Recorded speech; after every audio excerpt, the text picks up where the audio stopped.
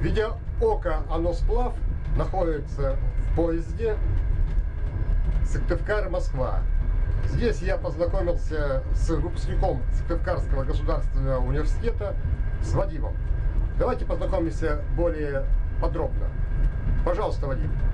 Здравствуйте, многоуважаемые коллеги. Я Сафронов Вадим Валерьевич, выпускник химико-биологического факультета, кафедра физиологии человека и животных, 1987 год.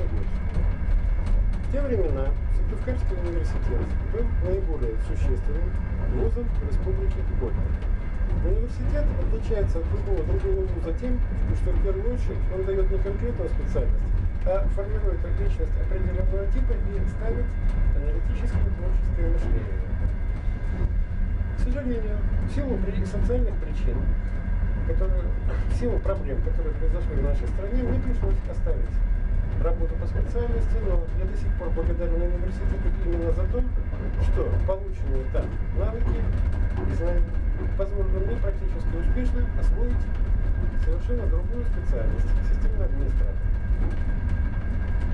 К сожалению, за прошедшее время я растерял связи с людьми, с которыми учился вместе, со многими учителями, которые учили меня, прямо скажем, жизни.